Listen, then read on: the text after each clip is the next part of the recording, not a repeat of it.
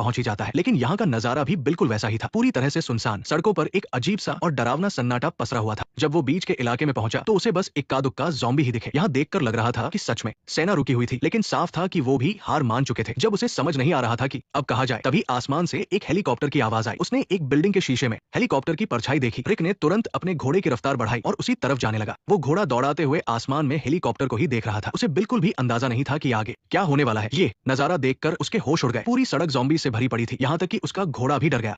उसे तुरंत मुड़कर वापस भागना पड़ा। पीछे मुड़ते ही ज़ॉम्बीज का झुंड किसी लहर की तरह उसके पीछे पड़ गया। लेकिन जल्द ही रिक को समझ आ गया कि आगे भी बहुत सारे ज़ॉम्बीज आ चुके हैं। उसके मुंह से एक गाली निकल गई। कुछ ही सेकंड्स में आसपास के ज़ॉम्बीज ने उस पर हमला कर दिया। उसका इतना बड़ा घोड़ा भी जमीन पर गिर पड़ा और रिक भी नीचे आ गिरा। क्योंकि ज्यादातर ज़ॉम्बीज घोड़े को खाने में लग गए थे, इसलिए रिक को थोड़ा समय मिल गया। उसने तुरंत एक ज़ॉम्बी को धक्का दिया और दूसरी तरफ रेंगने लगा। लेकिन सिर उठाकर देखा तो आगे का रास्ता पूरी तरह बंद था। अब भागने का कोई रास्ता नहीं बचा था। अगर वो पकड़ा जाता तो बहुत बुरी मौत मरता। रिक के पास कोई और रास्ता नहीं था, इसलिए वो एक टैंक के नीचे घुस गया। पीछे पीछे ज़ॉम्बीज भी अंदर आने लगे। उसकी धड़कनें बहुत तेज हो गई थी और वो जोर जोर से सांसें ले रहा था। लेकिन तभी उसने देखा कि टैंक के आगे वाले ज़ॉम्बीज भी उसे ही देख रहे थे। अब सच में बचने का कोई रास्ता नहीं था। रिक ने तुरंत अपनी पिस्तौल निकाली और पास वाले ज़ॉम्बी को मार गिराया। उसकी पिस्तौल में बस कुछ ही गोलियां बची थी। लगातार कुछ ज़ॉम्बीज को मारने के बाद रिक रुक गया। उसने देखा कि ज़ॉम्बीज लगातार उसकी तरफ बढ़ते आ रहे हैं और ऊपर से भी रास्ता बंद हो चुका है। अपनी आखिरी गोली उसने खुद के लिए बचा ली थी, क्योंकि जिंदा ज़ॉम्बीज का शिकार बनने से तो यही बेहतर था। फिर रिक ने अपनी पत्नी और बेटे से मन ही मन माफी मांगी और जैसे ही सिर ऊपर किया, उसे बाहर निकलने का एक रास्ता दिख गया। टैंक के नीचे का ढक्कन खुला हुआ था। सच कहते हैं, ऊपर वाला हमेशा कोई ना कोई रास्ता निकाल ही देता है। रिक पीछे हटकर दीवार तक गया और एक लंबी सांस ली। आज तो वो पक्का मरने ही वाला था। उसने जैसे ही पास पड़ी लाश के ऊपर से पिस्तौल उठाई, वो लाश अचानक जिंदा हो गई। घबराए हुए रिक ने तुरंत उस पर गोली चला दी। इतनी छोटी सी जगह में गोली चलने की आवाज से उसके कानों में सीटी बजने लगी और उसे जोरदार चक्कर आने लगा। थोड़ी देर बाद जब रिक को होश आया तो उसने टैंक के ऊपर से अपना सिर बाहर निकाला। तब उसने देखा कि उसके हथियारों वाला बैग तो ज़ॉम्बीज के बीच ही गिर गया है। वो सोच रहा था कि हथियार लेकर वहां से भाग निकलेगा,